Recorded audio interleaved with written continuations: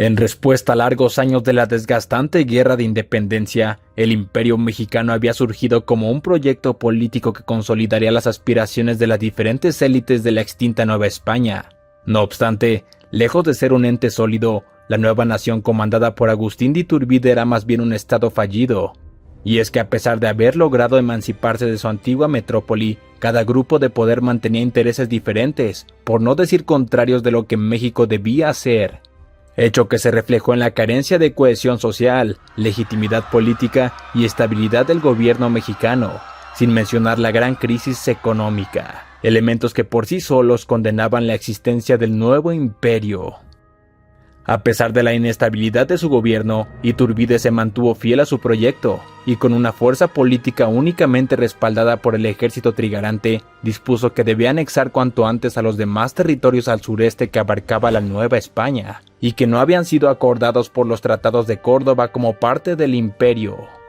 Para Iturbide, la posibilidad de que Centroamérica permaneciera bajo la corona española o se declarara independiente era una cuestión de seguridad nacional, además de que él mismo imaginaba al nuevo imperio como una futura potencia mundial. En este contexto, desde antes de la independencia de México, Iturbide ofreció a los centroamericanos apoyos para consumar sus respectivas independencias, respetó a sus autoridades y también les prometió representación suficiente en el futuro Congreso Constituyente de México. De tal suerte, cuando el 15 de septiembre de 1821, desde la ciudad de Guatemala, se declaró la independencia de la provincia de Guatemala, se consideró seriamente la posibilidad de unirse al naciente imperio mexicano.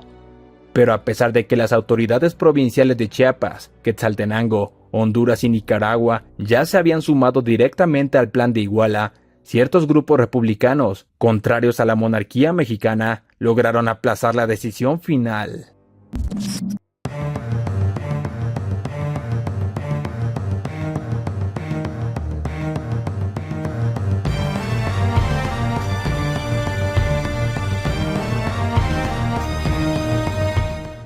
Para acelerar la unión, Iturbide advirtió con enviar a sus tropas para reprimir a los grupos que se opusieran a la anexión.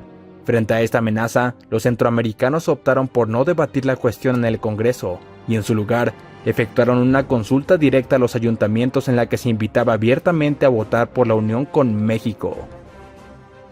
Para asegurar la consecución de sus intereses, Iturbide encomendó al general Gabino Gainza, quien más allá de solo vigilar la consulta, reprimió con violencia a la oposición republicana que rechazaba la unión. El resultado de la consulta fue el siguiente: 104 ayuntamientos aceptaron plenamente secundar el Plan de Iguala, 11 lo hicieron bajo ciertas condiciones, 32 manifestaron su respaldo a cualquier resolución que adoptara la Junta Centroamericana, y 21 insistieron en remitirse a la decisión del Congreso, según lo acordado el 15 de septiembre, mientras que solo 2 ayuntamientos votaron en contra. Con base en esta votación, el 5 de enero de 1822, fue expedida el acta que formalizó la anexión de Centroamérica al Imperio Mexicano, y Gainza fue impuesto como gobernante. Con todo, ante tal arbitrariedad, hubo quienes no bajaron los brazos, y es que el gobierno republicano de San Salvador se negó a aceptar la anexión a México, y en la primavera de 1822 rompió relaciones con el gobierno de Guatemala por la decisión adoptada. Simultáneamente, en mayo Iturbide se declaró como emperador de México, hecho que no fue del agrado centroamericano, y en consecuencia, los salvadoreños recibirían el respaldo de los gobiernos de Quetzaltenango y de Santa Rosa de Copán, entonces capital de Honduras. En correspondencia, en el otoño de 1822, Iturbide despachó al general Vicente Filísola al frente de una división de 500 efectivos, con el objetivo de disuadir a los disidentes republicanos. No obstante, el general Gainza, desobedeciendo las órdenes de Iturbide, quien en efecto, más allá de desatar un conflicto armado, solo pretendía conciliar a las facciones, se le adelantó a Filísola y lanzó una ofensiva guatemalteca contra sus opositores en Quetzaltenango, Honduras y El Salvador, y en consecuencia, la región se vio envuelta en una primera guerra civil. En el invierno de 1822, el general Filísola y sus tropas habían llegado a Centroamérica. Fiel a la encomienda de Iturbide, Filísola trató de mediar entre las partes en el conflicto, Pero los intereses económicos, y especialmente el de la posesión del puerto de Acajutla en El Salvador, impidió llegar a un acuerdo definitivo. Tras varios enfrentamientos, las fuerzas de Gaínza fueron superadas por los salvadoreños, momento que Filísola aprovechó para relevar de su mando a este y asumir el gobierno de la provincia de Guatemala, en tanto que recibía refuerzos mexicanos al mando del mariscal José Morán Vázquez de Vivanco, nombrado por Iturbide.